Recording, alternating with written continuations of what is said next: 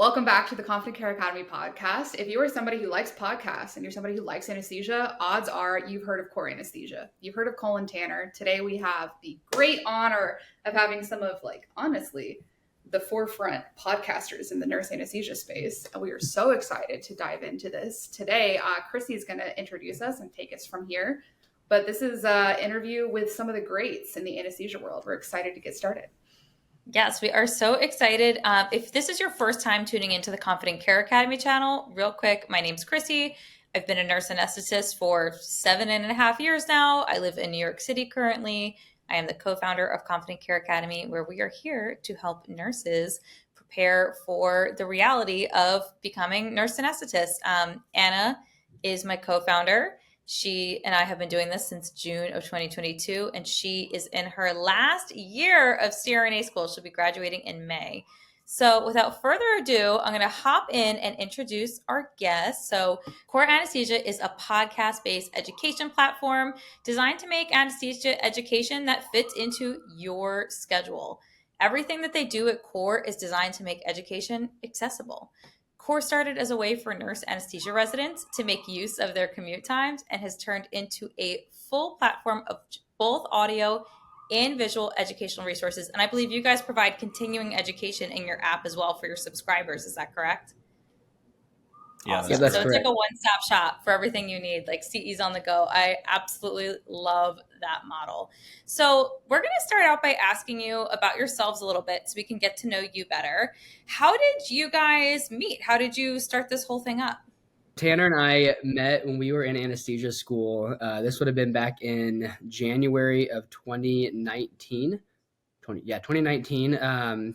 I actually have no memory of the day that we met, which is kind of ironic. And Tanner likes to joke around with me on that. The first memory I have of him. This is garbage because we talked for like 35 minutes about like family, where we were coming from. I was coming straight from California. I thought I met this friend like the first day, and he asked me all about where I was coming from. It was really meaningful, except it wasn't meaningful because Cole has no memory of it. But first day, I remember waiting for our ID badges, and I swear we talked for a long time, Cole. But that was where we met initially. In retrospect, now I can vaguely remember that conversation, but it was really my first true memory of Tanner. It was probably a week or two into class. We were in our basic anatomy level first year class, and Tanner walks in wearing his flat bill hat backwards, his total California get up, and he reclines and takes up like 3 seats in his chair. And I'm thinking, there's no way I'm going to be friends with this guy. I'm this guy from the Midwest in this small little quaint town. And long story short, it took until the summer, I think, until we started really studying together and realized we were pretty compatible. We started calling each other on our drives back in to and from campus, and just basically started studying everything together. And that's kind of how we met, how everything started. And obviously we'll get into the rest from here on out. But so yeah, that's where we met. It's been about 5 years ago now. Wow. What a 5 years it's been. I mean, to go from year one anatomy lab, where you're doing dissections together, to now like dissecting how to set up all of your sound and equipment. I kind of love that. So you met, like, according to some, very first day of CRNA school, according to others later. But what was the origin of Core Anesthesia, Tanner, if you want to talk about that, since you seem to have a better memory here anyway? Yeah, right. What led to that? What made you decide to start recording and sharing it with the world? That is like a very bold decision. So I'll say that we never really made the decision to share it with the world. Like, that was never how it started for us. We always initially were just trying to study and figure out how we could, go through topics together. And we would call each other on the drives, like Cole said. And then we started telling our classmates about that, because really what happened is we got to finals and we were like, man, we knew the clotting cascade like really well 6 months ago. And now I'm like, it's going to be on finals and we have to go back and relearn this. It would have been nice to actually have that recorded when we went over it. And then we could just go back and passively listen to ourselves basically teach this. So that's what we started doing. We started recording our audio, which, if you can imagine, recording audio in a car driving with no preparation, like it was really bad recordings. But our classmates found out about it and they were like, that's a great idea. We'd love to have those audio files. So we started emailing those audio files to our entire class, which again, if you've ever tried to email an audio file to people, it's horrible. So it just wasn't like a simple process that we were going through. So we did a little research and we're like, well, you can put it on Spotify for free. So basically for free. So let's just do that. So then they can just, access it there. We don't have to, we just take out the middleman basically. And that was it. We just started, recording ourselves talking in the car. We put it on Spotify and we had no vision past that. It was just this was a thing for us to just try to get through semesters of school, which is so grueling. So it was we had no space to think about like, let's start a business, let's do this, let's create something that would be helpful for other people. There was none of that forethought until about like 2 months in. You can see, your statistics of, who's listening or where they're listening from. And we're like, there's people in other states that are listening to our recordings. And I remember like we were texting, we're like, are you seeing this? Am I seeing this right? Like somebody from Texas is listening or somebody from, Nebraska is listening. We were just so confused really about like what was going on. And that was where it first started to like click for us, where we thought, okay, there's probably some need here where people would like to have audio and would love to have something that, because there was like day in the life podcasts or things like that, but there was nothing really that was like, okay, here's how your nicotinic receptors are working. And here's like, there was nothing that was just like the facts that you needed to get through school. So that's when we bought these mics off Amazon, still super low key, just like very low quality initially. And but better than driving in a car. And then we started putting that on Spotify, and really with no other game plan, just like, hey, let's see where this goes. I remember we called each other when we had 100 downloads, and we like cheersed over it. We were like, dude, we thought we hit the moon at that point. Yeah, this is crazy. 100 people listen to this. Yeah, and still really no vision. We just were like, let's keep seeing where this goes. And really, we created it while going through school. What was nice about that is every week or so we'd have a test. So in order to prepare for that test, Cole would put together an outline, we'd record, I would edit it. And by the time I had done the editing, I'd listen to it like 3 times. So that was my studying. I feel like I really knew it by that time. And so that was how we started developing our content, was just our biweekly tests. And so it was just very organic, especially at the start. No vision for where it went until probably a year or maybe even 2 years after we initially did that, before we started actually getting in kind of the business side of it. Wow, that is so crazy to me, because it's very relatable as a person who also kind of out of nowhere accidentally grew a following on the internet. And I think Anna would second that as well. It is, first of all, very inspiring to realize that you're suddenly in a position, when I think all of us just see ourselves as like constant learners, to suddenly be viewed as like an authority on something, or being helpful to a stranger across the country. Hey, this helped me on my exam. Like, I'm sure you guys started getting people reaching out to you in no time, I would imagine. Hey, we hit 100 downloads. Like, that is a crazy thing, right? If you were to speak in a room full of 100 people, you'd be so nervous. Sure. Yeah. And realizing the magnitude of like what size of an audience that is really significant. And then how things kind of just take off from there is, it's really cool. And I love how it kind of just developed organically, because I believe that's how the best business ventures are made. And I also like how you mentioned that, like, oh, hey, there's a need here, because there is. Anesthesia is very mysterious to people. There's not a lot of accessible anesthesia education on the internet. So you guys are filling a huge gap, which is why we're such big fans. So how did you guys go from, hey, I have a Spotify now, we're like self-editing these, recordings, we have our Amazon mics, we hit 100 downloads, we're still in school, to like, okay, let's turn this into something bigger? Like, how did you decide to bring it to the next level of like developing an app and creating an online community? Like, who came up with that idea, and how did you decide to go for it? Well, to be honest, the answer to that question in full would probably take the rest of our time, because it wasn't just like a one step, okay, let's do this. It was a very let's just put one foot in front of the other and see what happens and continue to take one step at a time. Because our primary goal was always to graduate anesthesia school. And if this business that was growing got in the way of that took the back burner, right? Like if we could not pass school, then it was not worth it going through all this. And so at that point, once we realized that we were gaining a lot of listeners, the thing I loved about Buzzsprout was you could track, geographical areas. You could track, how many times somebody's listening to a certain episode, et cetera. And we started to realize that just geographically, we started to spread so much, even internationally. I think even now we're up to like 160 some countries now that we have listeners in, which just blows my mind that, as far as I know, it doesn't translate it. But it just continued to grow to the point that we said, okay, well, how do we structure this into making some type of pushback to us financially? Because it does take a lot of time to do this. Now, with that being said, it was very beneficial studying wise for us. As Tanner alluded to already, he would study a lot on the recording end and with editing it, and I would make the outlines on the front end.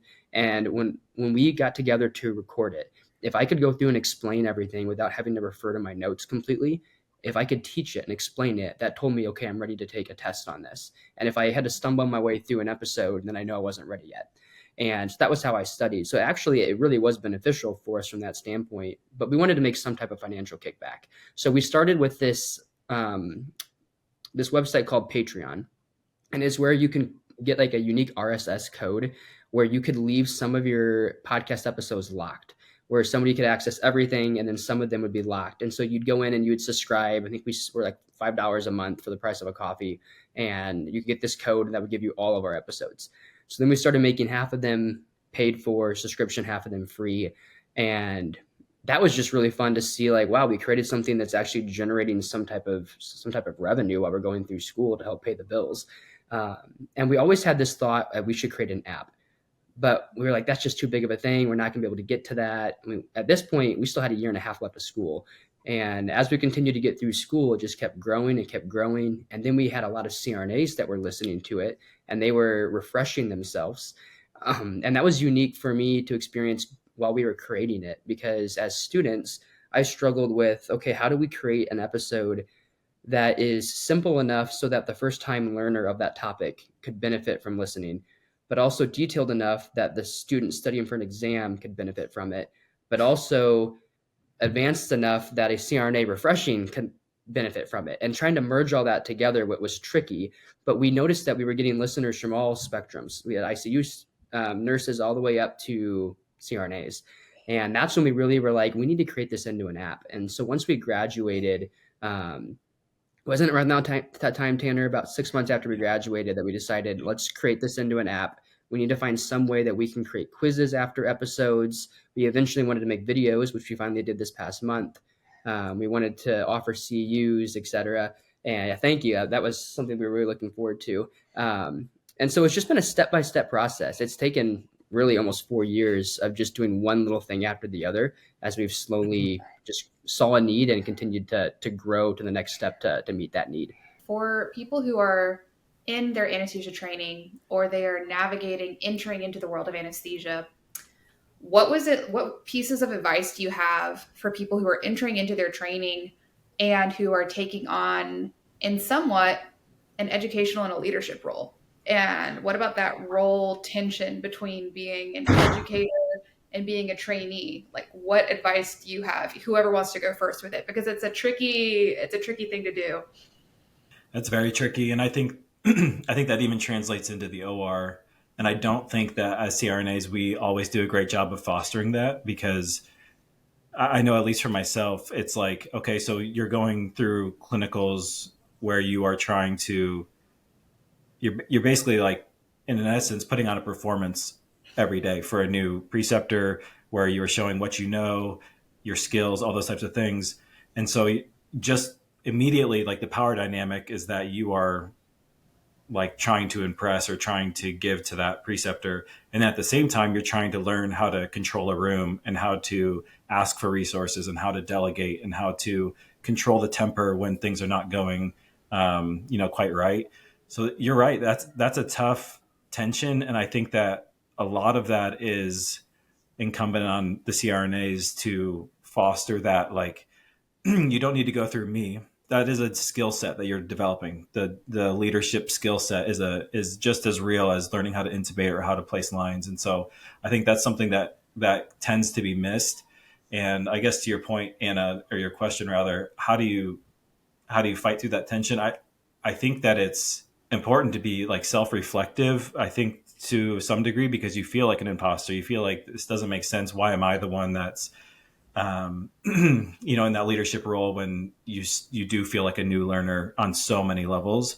And I think that it's really important to be reflective and understand, like, hey, I'm meant to be here. Like, I earned the right to be here. And while I am learning, and while I am receptive of so many feedbacks and so many different things, it's important to know that you also are at the same time a leader. And so I think that's something to have kindness to yourself when you're going through those things, because it's not just an overnight thing.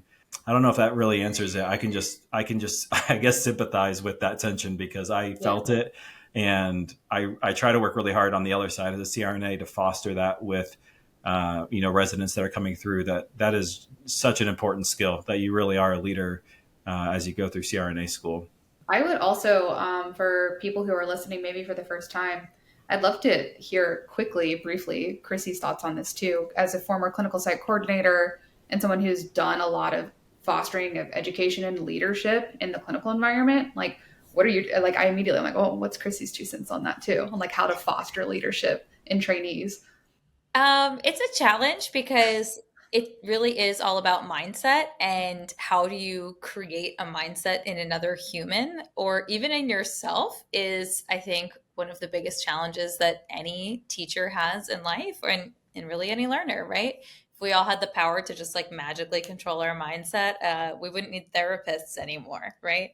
So I think the biggest thing is for the teacher, the preceptor, the clinical coordinator, to know how and when to push the learner and give them the independence and the autonomy to make decisions, make the call, try the skill they haven't tried before, and when to step in and rescue them.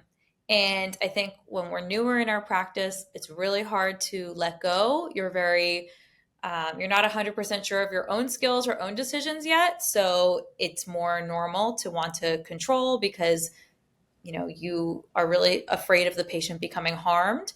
But once you are more knowledgeable, more evolved in your own skill sets over the years, you know what the gray area is, where the wiggle room is, like the safe range of decisions that can happen. So as long as the learner is within those boundaries, you're okay, and you can rescue them out of almost any situation. So I think that's the biggest thing for like inspiring leadership in another person, is encouraging them to take leadership and giving them the opportunity to do it, and letting them know, like, try it. Like, I'm not going to let you mess up. I promise. Like, I promise, if it's a bad idea, I'm going to stop you. And just giving them that safety net to like try, I think helps spread their wings. And, bringing it back to like, I think where you were starting with this point, Anna, you were talking about like, okay, Colin and Tanner here were in this strange position of becoming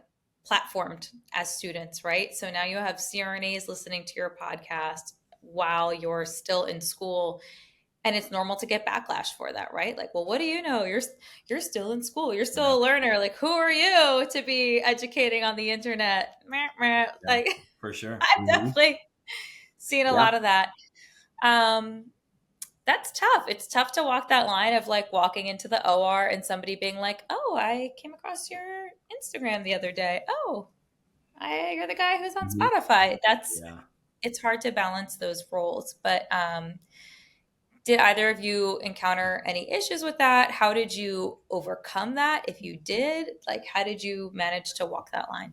It was interesting going through, because we started so early with this business platform early in school. And so we had quite a bit left of school while we were growing this. And it was very interesting in the first year after starting the podcast into then our senior year, hearing the change in the tone of preceptors that I was with. Like at first they would be like, oh, you have a cute little podcast. Like, that's cool. Like, yada, yada. And then it started to shift as we went. And they're like, wow, like, explain to me what you're doing. Like, this is really interesting. And then I would find people saying like, hey, I actually listened to some of your episodes. They were really interesting. Like, I refreshed on a lot of things that I didn't know, or not that I didn't know, but I forgot about. And for me, when we were making these episodes, that was something that always I was concerned about. Like, am I qualified enough to be making an episode like this when I'm just taking a test on this topic? And now that I'm in the spot that I'm in right now, I'm 3 years out of school. Looking back, I can tell you I definitely was qualified to do it then, because I knew things so much better the day I was taking an exam on them. Now, clinically, I have grown leaps and bounds, but didactically, that you forget so much that you're not actually studying and using. And so I would, if I had to make another episode today on a certain topic, I would hands down have picked myself 3 years ago when I was in the middle of studying everything and I knew everything really well. Now it's really nice because Tanner and I can make clinical based episodes where we have a lot more experience to talk about that we didn't necessarily know back then. But it was interesting though to have that dynamic with preceptors, because there were some that you could tell looked a little bit down on you for trying to educate when you were still a student. And then there were those that were more forward thinking that were like, no, you know it better than I do. And it's interesting now because in school, I didn't realize when I would ask a question and the preceptor would say, oh, that's a great question, you should go look it up. Like back then, I took that as in just a derogatory statement. And now I realize it's probably because the preceptor doesn't know the answer. And so they're pushing you to go look it up, right? And just because now I'm in that role. So it has been really interesting now that I'm on this side to look back and say, no, I really was qualified in a unique way. I wouldn't want to overstep my boundaries and say I know more clinically, because I did not. But didactically, I can 100% look back and say I knew more 3 years ago didactically than I probably do now. Knowing now as a CRNA, like, hey, the nurse anesthesia residents are fresh on this, right? They know, and encountering other CRNAs who are able to walk with that humility and kind of give you that opportunity to just be encouraged and say, hey, like what you're doing is amazing. I can learn from you too. I love that. And then also at the same time recognizing like, and now I have a new skill set, right? I'm clinically, what's the word I'm looking for? Clinically matured. Yeah. I've arrived. You've arrived. No more learning. Yeah. We were really nervous about telling people about it. I mean, really nervous. I think for the first 6 months, we tried pretty much in every way we could to not tell CRNAs that we were doing this. And not in like a secretive way. We were so nervous about how it was going to come across with, you know how it is. You get your list for the next day. You see your preceptor. You're texting all of your, classmates. Hey, how is this preceptor? It's like you're trying to figure out how to like go in the next day and put your best foot forward. And the last thing I wanted to be was like, oh, here's the podcast guy coming in. Like he thinks he knows everything, and you're like, we were trying really, really hard to not really let it get out. And I think, in hindsight, like Cole mentioned, as it got out, people were pretty receptive of it. And I think as it got more and more legs to it, they were really like, oh, this is actually, helping people. And this is something that's impactful. And I think that they can appreciate that. I think CRNAs are very inclusive when it comes to like bettering the CRNA community. I think that there's some, we can talk about issues with preceptor and, resident relationships and kind of how that dynamic works all the times. But I think in terms of like CRNA growth, CRNAs are very, in for that. And so I think when that started to become evident, like, hey, this is bettering residents, this is bettering CRNAs, then people seem to be really, really on board. And, but yeah, it was definitely something that we were nervous about it getting out. And I think that for Anna, you could probably speak on this too, having such like a notable online presence and social media presence while going through school. I'm sure you've had comments or, people know who you are before you show up to the OR. And so it's not just like our story is not unique. This translates into so many different, platforms and avenues. I think so. I was just having a conversation with 2 new nurse anesthesia residents who just got in today. We're having this conversation about an hour and a half ago. I think 2 things that you said, Tanner, really stuck out to me. One was that with how your podcast grew so quickly, you saw changes in attitudes from 2019 to even 2021, 2022, as the CRNA profession has also evolved and are adapting to the social media environment and to seeing it as a tool and as an asset versus as something that's more of a liability, depending on how it's used. And then the second thing that really stood out to me that you were just talking about in your experience is how CRNAs are very open-minded to education-based platforms. And I will say that that broadly has been my experience. There's been one or two kind of less than positive interactions. And then there's often a really long look from a circulator that's just kind of looking at you for a while. Then you're like, hey, like, Yeah.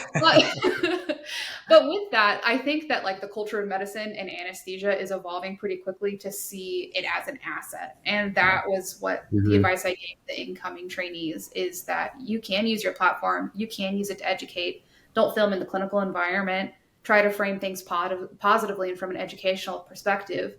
But you are coming into a doctorate program both as a trainee and also you can be an educator too, and you can provide a lot more information. Another thing that's interesting is how much more information is available about the CRNA profession now versus like 7 years ago. Yeah. From when, Chrissy, when you applied, there was what, like one online forum somewhere?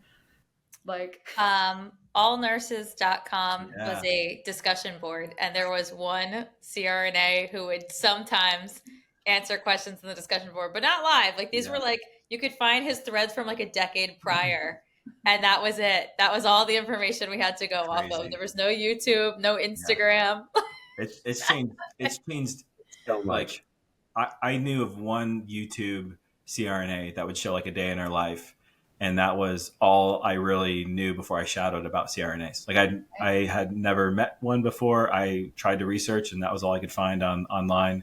It's crazy the differences between that and now. God bless the all nurses CRNA. I need to find him one day. If you're listening, we love you. He's the reason we're here having this conversation right now. You made this podcast, actually. Like, this is the reason we're all here. We can thank him for this podcast. Sponsored by All Nurses CRNA. Oh, man. Whoever you are, thank you. Anna, do you ever get used to that long look from the circulator? I try really hard to learn people's names and be like, thanks, Stacy, or like, oh, hey, like Linda. I get a lot of like, you look really familiar. And I'm like, I'll a lot of times go with like, I have one of those faces. And then they'll kind of figure it out after. Yeah. If they're like real insistent about it, I was like, I did TikTok. And they were like, so it's overwhelmingly positive. Really, the only negative experiences I had were within the very first month of my very first rotation, where I had only thumbs. Like, you know, you intubate and then you forget to turn on the ventilator, or like you leave your flows at 10 liters a minute. And then you're trying to move the patient from one point to the other. And then the room is waiting on you. So you are slowing down the team in your first like few weeks in the operating room. And then at that point, there was someone who thought I was not very bright from social media. But then it all worked out. And then at the end of the day, like, if what you're trying to put out into the world is to try to educate other people and to bring other people with you, I do believe that you're going to have a positive experience. I think it's all about how you show up online and what you're trying to put out into the world. And you guys experienced that. As we're kind of looking at, you were coming in from education before you were really educators. You kind of like stumbled into that role a little bit. Did either of you have like a business background or like an entrepreneurship background before anesthesia? Like, so interested to hear. Yeah, that would have helped. Yeah. A lot. I feel like we finally, in the last 6 months, have gotten to the point where we don't start a business conversation with somebody with the fact that we are not business people. Like, we always would like lead with that we're just like, we've always just stumbled our way through here, and like literally one foot in front of the other. We saw a need and we did the next thing. Saw a need, did the next thing. My dad, though, he has ran his own business for years. And so I was able to piggyback on a lot of his advice, which was so helpful, just in terms of, okay, how do you set up an LLC for your business? How do you work on taxes from that standpoint for the business? How do you do the partnership side of things? Like, that was really helpful. Obviously, he didn't have anesthesia knowledge, but from a business setup standpoint, that was really, really nice. But honestly, I mean, Tanner and I just had to basically say, okay, here's where we think a need is at, and let's just do the next step. And it's still continuing to this day. I mean, we were at the conference in San Diego, and several people came up to us and they're like, when are you going to do videos? We want videos. And we're like, we've been thinking about it for a while. Let's just do it. And so we spent the next 3 months developing videos, and we just got that released. So it's just, we've learned a lot. Let's put it that way. If we had business backgrounds, we probably would have done things a little bit differently as we progressed to this point. We probably could have done it a lot more efficiently. But I'm a big proponent of it's the journey that when you get to somewhere, it's the journey that really made the difference. Like if you could just snap your fingers and become a CRNA, yeah, it'd be great. But it's the journey that led you to become a CRNA that makes you the qualified, well-rounded individual that's going to take good care of your patients, right? And it's the same way with our business. If I could have just snapped our fingers and we could have gone from that first episode in our car to this, it wouldn't be near as beneficial as all that we've learned along the way from doing it. Yeah. I think exactly what you said, Cole, with like the one problem in front of the other. And a lot of times that next thing you solve creates 5 more problems. And then you need to go address those 5 problems.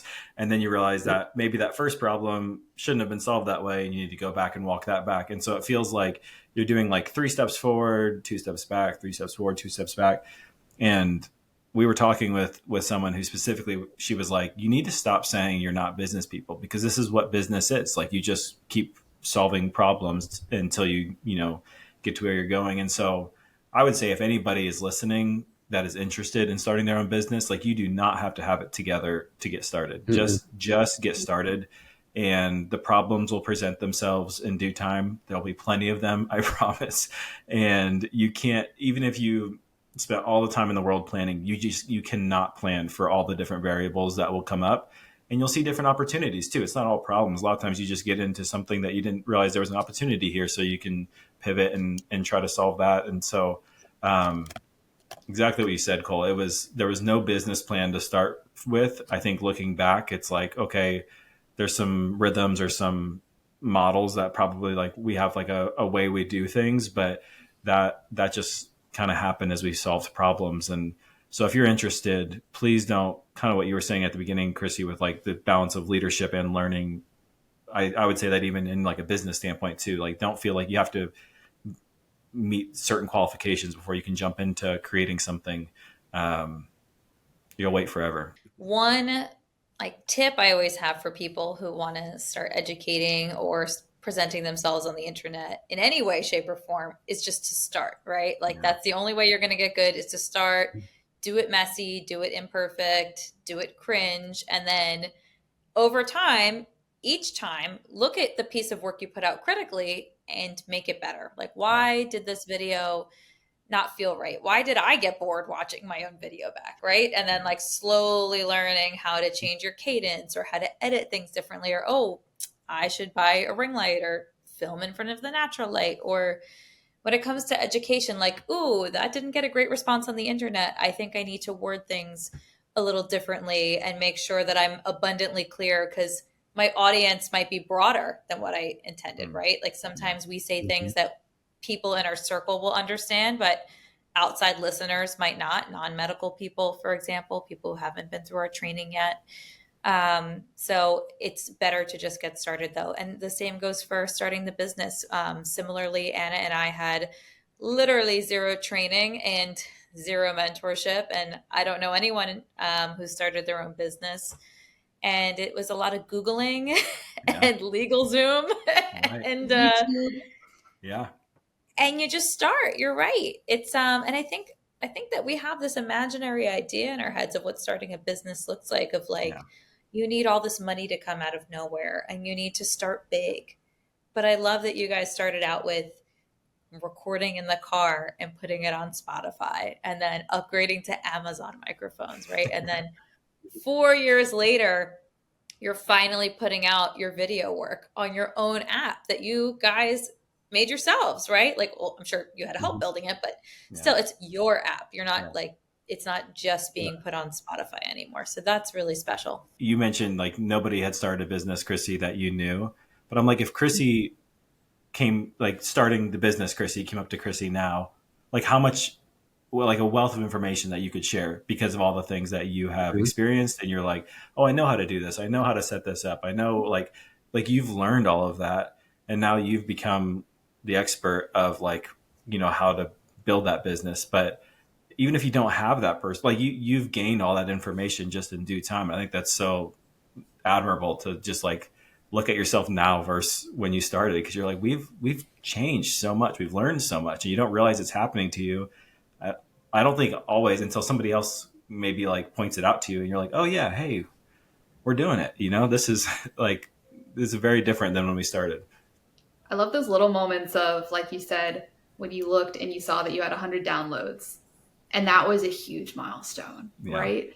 And you Mhm. look back a few years and you've learned how to set up microphones, you've learned how to stream and then to platform your podcast and your app in different countries and all these things that you would have, if you had told like first year Cole and Tanner that you were going to do that, like Mhm. you wouldn't even think about it. I would love to No. hear like, what's one thing that you did or you learned or you like jerry rigged yourself that you like never in a million years thought that you would like do or build or like create? Like I'm talking like Mhm. tape to like a piece of equipment, like backdoor messing with a website. What's something that you're like, wow, I just like did that? I'll This you go is first, an Tanner. You're insider the tech tip. guy. I'll say an insider tip. I probably shouldn't say this. I don't care. Who knows? Our logo, our current logo, Yeah. costs $4 to create. Uh, we, Yeah. we, That was the best I investment we've ever made. yeah, we went on Fiverr and this person was like, I'll make a logo for $4. And I was like, hey, if I throw away $4, that's great. And then they created Core Anesthesia and we were like, hey, that's perfect. Well, But well, It's well. pretty Let's tell the good. I full. like Let's your tell the logo. full story first of all. We had 3 revisions on this logo, yeah, and originally our first logo, we wanted to be the perspective of a patient laying on the OR table, and you have a mask coming over the top to start yeah, anesthesia. And it came back looking. It totally was an avocado. It was it was straight completely up an an avocado. avocado. Their logo, Which I didn't and see. so I was like giving Hey, it the green light. I was like, this is great. This looks like a mask. And Cole's like, I that showed looks it to like my wife, and she's like, 100% no, no. It's like, that is horrible. And so then we're like, let's go with like the skull cap kind of thing, like a mask. And yeah, it came back. We loved it. And so yeah, I would say for me, rather than like just like a simple jury rig type thing, for me, that like ta-da moment that I couldn't believe that we actually accomplished something was when we were in our last semester of school. We graduated in December, and it would have been August or September. I was on. We had like 3 weeks of vacation that we could have throughout the program, and I was on my last week vacation. And during that week, we got reached out to by the NBCRNA that wanted to set up a meeting about potentially doing core modules. And so I remember sitting by the pool, got on a phone call with Tanner and the MBCRNA, and they were just like, "We are so impressed that you created this as students." And when we looked through, they're like, "Here's the requirements of what it takes to get a core module." And for those of you that don't know, core modules at the time of this recording are one of the highest required continuing education that you have to get as a CRNA. That'll be changing soon. But at the time, there was just a huge document of things that you had to complete. And as I read through them, I was like, Tanner, we have like 95% of this done. Like we just created all of this just going through school. Like we didn't even try to do this. And that for me, that was the moment where I realized we really had an all-encompassing product that was going to help a lot of people in terms of just getting through school. So that just blew my mind when we were sitting there. I'm like, wow, we actually created something while we were students. That's awesome. I love that so much. The core modules. So for anybody who's ever had to get approval from anybody ever to provide continuing education, it is horrible. it's the Okay. worst. First of all, let's talk about this. When there is no like one central governing body for nursing, which is the first shock that came to me. When we tried to become a continuing education provider for RNs, every single board of nursing does it differently in all 50 states. The only state, so the hack is, if anybody wants to become a continuing education provider for nurses, all 50 states except the state of California as like a reciprocal provider source. However, California only accepts a handful of states. So the hack is to get in with California. So we became certified continuing education providers in California. However, That's not enough, because when we wanted to make everything be approved by the American Association of Nurse Anesthesiology, the AANA, they only approve everything by individual lectures. It's so painful.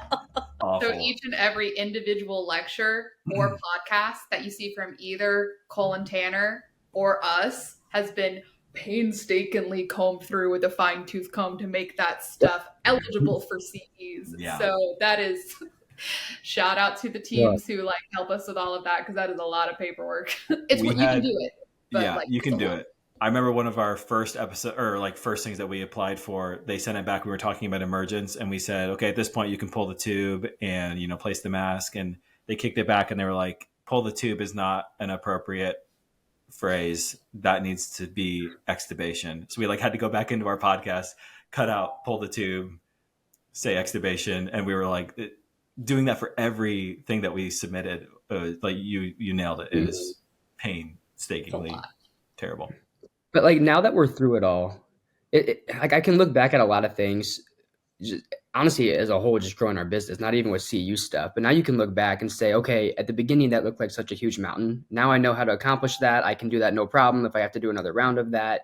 And it's something that as you continue to build, you can look back, and as you mentioned, Tanner, earlier, like you can tell your old self from 3 years ago a plethora of knowledge that you learned along the way, right? Same thing goes with anesthesia. I mean, that's why anesthesia school is 3 years of this grueling process that is designed to break you down and then build you back up as this competent provider. If you didn't have that journey, if you didn't have that constant one level on top of the other over those 3 years, you wouldn't be able to look back then and have all of this experience and knowledge when you start into your practice on your own. So I think that those both go hand in hand, starting businesses, but also going through anesthesia school. It's so true. And there's really no race to the finish line, because there is no finish line. Like, I used to always say to myself during CRNA school, if I got hit by a bus tomorrow, this is morbid, I know. Yeah. If I got hit by a bus tomorrow, like would I be okay with the fact that I just spent the last year and a half in a classroom? Like, I haven't been having fun. I haven't been spending money. I'm living off of ramen noodles in a row home in South Philadelphia with 3 girls. And my car, you know, has dents in it and is a decade old, right? Like, am I okay with this? Yeah. And honestly, if you're going to really be in it to win it, no matter what journey you take on, no matter what challenge, the answer has to be yes. You have to be satisfied with the journey itself and be proud that you tried and proud that you went for it, right? Like, if I were to like see my little ghost body, I'd be like, yeah, Chrissy, you did that. You went for it, you know? Yeah. And you really have to take, and it's not always easy, right? You don't feel that way every day, but you do have to take that journey step by step and really just enjoy that process, even when it's not enjoyable, or I should say have gratitude for the process, because that is what makes us who we are today. I will just echo a little tiny piece of that and then feed it back over to the guys. You guys are the guys. So, yeah. With that, I think a piece of why we work so well together is that we see Confident Care Academy as a puzzle. And it's a puzzle, and it's enjoyable to chip away at it every single day. We enjoy coming back and every single day trying to find where the next piece is going to fall, trying to find where we can help people in the next spot. And with that, I think there's a lot to be said about partnerships. And I'd love to hear what both Cole and Tanner have to say about chipping away at your puzzle with Core Anesthesia, finding out what people need next, and how it fits together with you guys working together as a team. Yeah, I think a lot of that is, like you mentioned earlier, creating an online presence or a community. And I think that happens if you can listen to the people that are listening or that are giving you feedback, and you can use what they're telling you to be like helpful. And we hear so much from people on social media or emails or whatever. Hey, this was great. It'd be more helpful if this, or, hey, this is not working right for me. Or, that's a lot of times that's what our puzzle looks like, is that we're getting feedback from different people. And I think, part of creating that community is listening to those things. And we have a running sheet basically of things that people have suggested or they think would be helpful.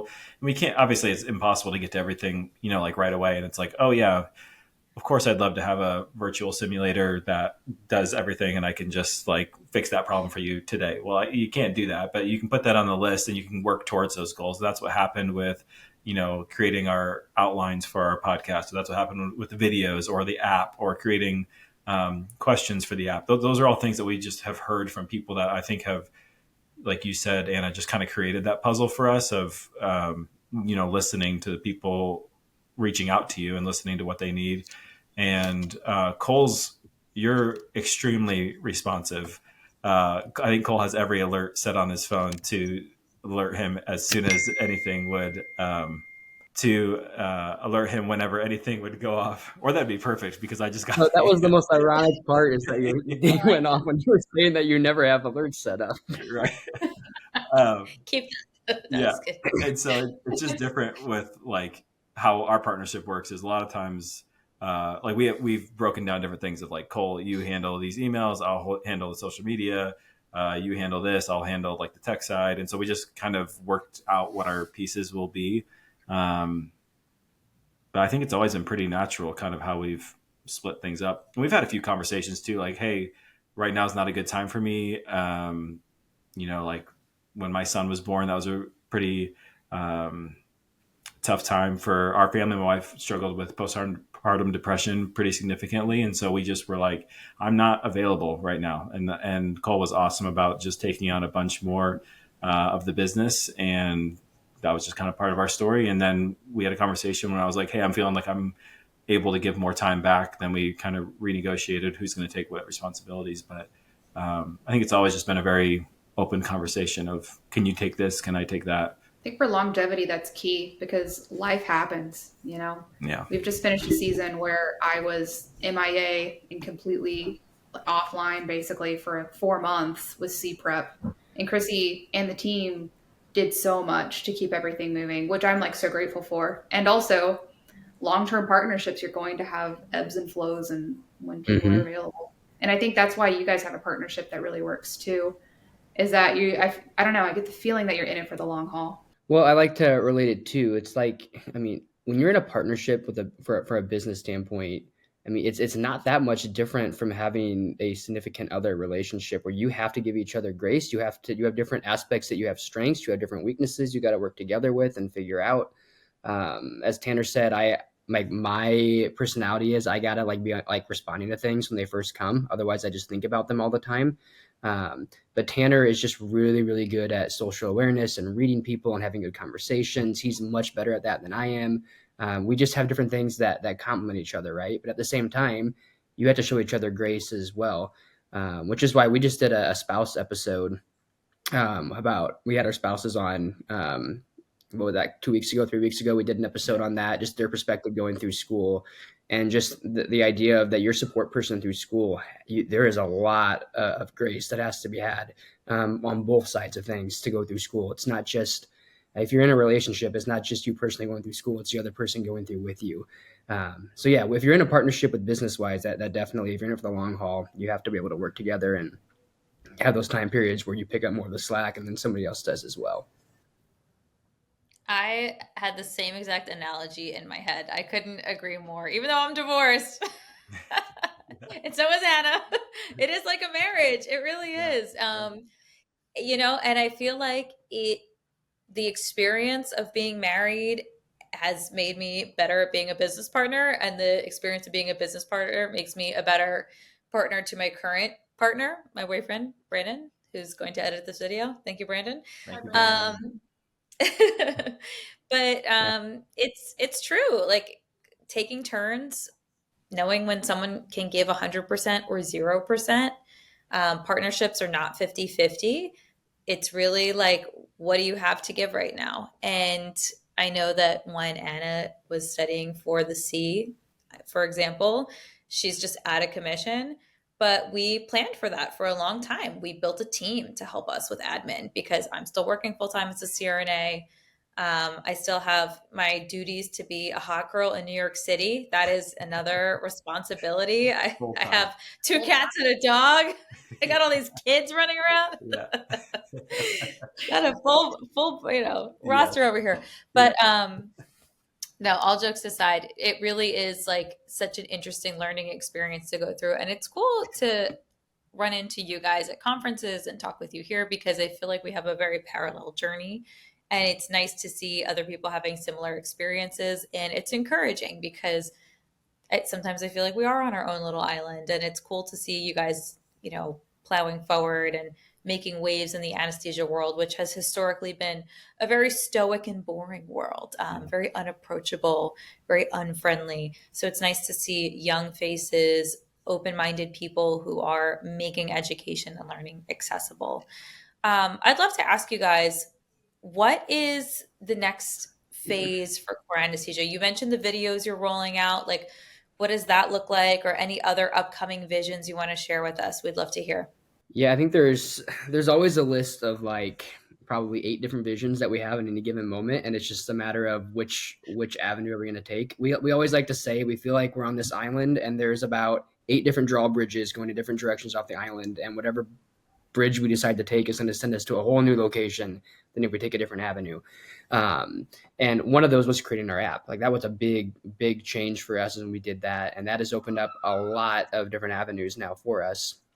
Our vision has always been, how do we make this as an all-encompassing educational platform for not only students to use through school, but also ICU nurses that are looking forward to maybe getting into school, they need help getting into school, or they just want to learn some of the material ahead of time to see if they even want to go forward into that. And then also the CRNAs, how do we give them continuing education content?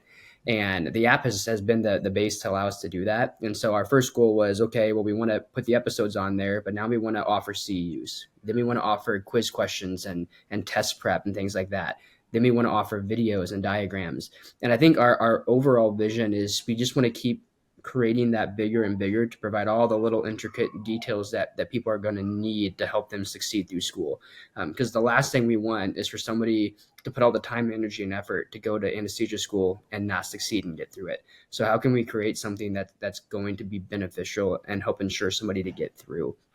Now, how that looks detailed wise, you can ask me today and I'll probably have a different answer next week because we have so many different ideas that are coming into our minds. And but I think as a whole, it's just keep growing question banks, keep growing videos, keep growing resources that people have to get through school. That's the primary vision. Obviously, we have other little things that we'd like to implement and try, but it's hard because that Tanner and I are like, we have these big ideas and then we have these meetings and we're like, let's try this and try this and try this. And then none of them ever comes to fruition because there's so many intricate details that have to be put in place to get there. So it's a journey, right? And it's just one foot in front of the other. But unless Tanner, you have a different answer to that, I think overall, we just want to continue to grow our app. Yeah, I would echo all of what you just said. The only thing else that I would say that like our goal is always to make education accessible. That's been our like baseline running theme. How do we make anesthesia accessible when you're between cases where you can just take a couple questions? How do you make it accessible when you're driving? How do you how can we get this to fit into whatever your life looks like? And I think another aspect of that is how do we make it accessible for educators? And so I think there's a space that we'd love to incorporate moving forward where like we've built this platform, you guys have built your platform, and you now have a voice and you can put on something tomorrow that will go out to lots and lots of people. Not everybody has that same voice, but we have brilliant CRNAs all over the country that should have a voice, or that if they were given the platform, they could have a voice. And so I think that's something that we are looking forward to in the future is how do we platform if, Anna is passionate about cardiac anesthesia, how do we get her using her expertise to speak to everyone? How can we platform that even if that's core, that's another way. I just think there's so much untapped potential with people that don't have the time or the resources to create what we've created. And obviously like not everybody can create the same platform with the same list. It would be too dilute and that wouldn't make any sense. But there's got to be a way where we can get people that are passionate experts about certain topics and get them in front of people and get their education out. So I think that's something that as we look for our vision forward, we've looked at accessibility from a consumer side, but now like accessibility from an educator side, I think is something that we're really excited about. I think that's could be a really neat opportunity. Yeah, absolutely. Well, as we are looking to the future with, I think we're really in the middle of another technology like revolution right now with all of the tools that we have available to make education more accessible. I'm really excited to see what like these four people are going to do specifically in the world of anesthesia over the next 5 years. Yeah. Like all of 100%. us, we've only started like this has been 2 to 3 years, 5 years max Yep. of all of us working in the education and the online and the tech and the social media spaces. So I'm so excited. Just like you said, Tanner, there's like so much room for platforming other brilliant minds and for making anesthesia accessible. I'm so stoked to see what you guys do over the next like 5, 10, 20 years. We're all young. This is the very Yeah. beginning. I No, can't say likewise. this. I was gonna say I can't say this louder. Likewise, we are so stoked to see what you guys Mhm. create and continue to create. We're huge fans. So this has Well, been amazing. likewise, and I'm such a fan of these guys got us these like self-warming and like heat like self-heated mugs at the last Ember conference. mugs. They're so good that I got like a tall version of it because like Awesome. I drink coffee really slow if I'm like studying all day, Yeah. and I also like drink too much caffeine and I'll get shaky hands. But if I get like a tall mug and like so these Mm. guys are like they're very thoughtful. They're so sweet. I just can't wait to just continue to see you guys like thrive. Yeah. And then like to close it, for those who maybe haven't like used their products before, they have the Core Anesthesia app, and Core Anesthesia is also available wherever podcasts are streamed. So check it out. I'm a Spotify user. They're all over Spotify. You can get your CEs on the go for people who have already graduated and are making anesthesia money. Everybody needs CEs. Definitely check out Core Anesthesia. And then we also have a bunch of continuing education units through Competent Care Academy. Our CEs are based inside of the membership currently. We also have this podcast where you're listening and streaming right now. We're also on YouTube, wherever podcasts are streamed. And we'll see you also at conferences. I can't wait to like see you guys we'll see each other quarterly now, right? Like we'll have ACDE, we're gonna have AANA like multiple times a year. Like it's gonna be amazing. Thank you guys so much for coming We'll be on. taking bike rides wherever we go. Oh, Just bike like ride, in yeah. San Diego. Can we share the lore as we Please. close? Yeah. Oh my Drop the goodness. lore. We showed up to a party a little too late and it was packed, and we were all like, no, we're not doing this late. This is insane. It's also And like the third day of the conference and we're exhausted Yeah. too, right? I'm so tired. I don't know why we didn't take an Uber. I can't remember if they weren't available or what, but the So guy you guys that were was, wanting to take an Uber, and I'm like, guys, look how cool this thing looks. oh, so And you because were I had you're thought the it, instigator. It was I cool. I guess at the beginning of this message, though, I have a bad memory, so maybe I'm wrong, but I'm pretty sure I was the one that was like, let's do this. Ringing some bells though. Yeah. I just remember the music was right, the vibes were good, and that was fun. It was the pedal cab that took us back to the hotel. Pedal cab. I Yeah. always want to call it a bicycle jitney. I'm glad that you have the real phrase for it. Pedal cab. Definitely. It was playing like Taylor Swift and had like hot pink lights, and he was Oh, doing yeah. spins in like the driveway. It was great. That was so good. And then we had all Going been way too standing fast. for like 14 hours, and I thought my feet were about to fall off. So sitting with like the lights that were going and the music was just like the best thing ever. I was so excited to be going back to that hotel room to fall Right. asleep. Yes. The company was great. Anyway, that's where our friendship began, everyone. So So next time, if you see us in a little pedal cab, like it's Yeah. a tradition at this point. Like For sure. Does we're gonna Nashville do have it. those? Because next year's in I'm Nashville, sure. right? I hope so. I'm I- sure they They have do. to have them, right? It's Bachelorette Central. Yes. Yeah. for All right, sure. we'll have to do it yearly now. So that I think that conference, it's AANA. It is in August of 2025, and it is in Nashville. So we'll see you there. Yeah, See you there. absolutely. Mhm. Thank All you right. guys Thanks so again much. for coming on, guys. Thanks for having us, guys. Thank you.